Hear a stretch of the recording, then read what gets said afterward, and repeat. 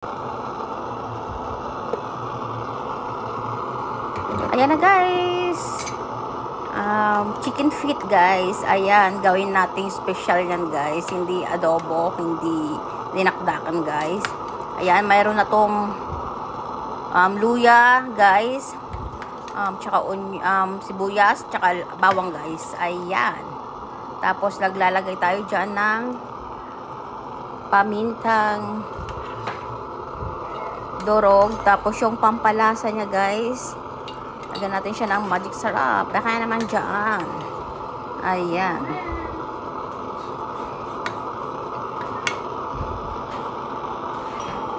Pampalasa natin guys. Lagyan natin ng patis.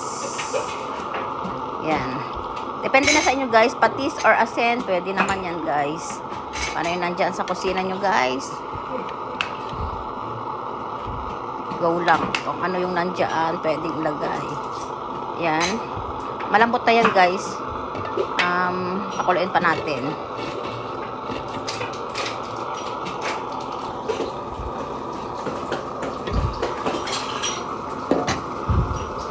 Ayan guys. Okay na yung manok natin. May lasa na din yan guys.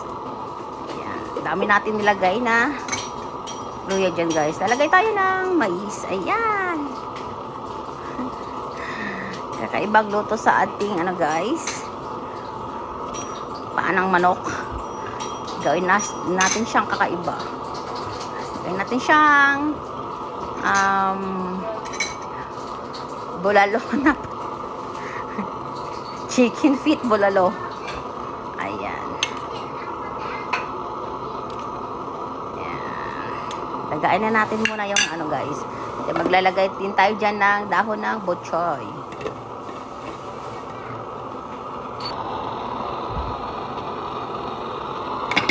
Ayan na guys, malambot na yung guys, yung mais. Lagyan na natin yung bok-choy guys. Ayan.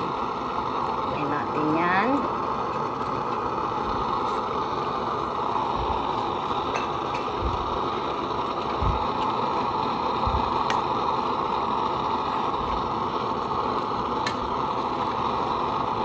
Tapos lalagay tayo ng sili. Ayan.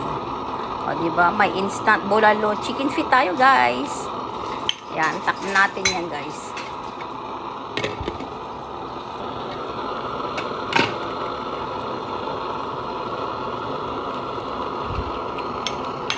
Ayan na guys, ang ating instant chicken feet bulalo guys. Ayan, sarap nito guys, try nyo.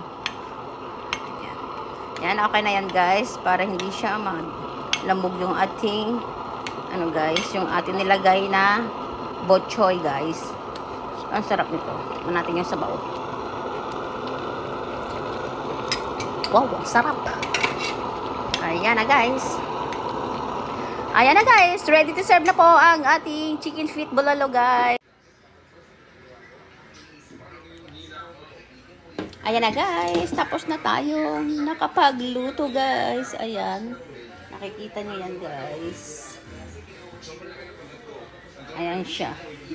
Ayan. Thank you guys for watching. Just like, share, and subscribe. Bye.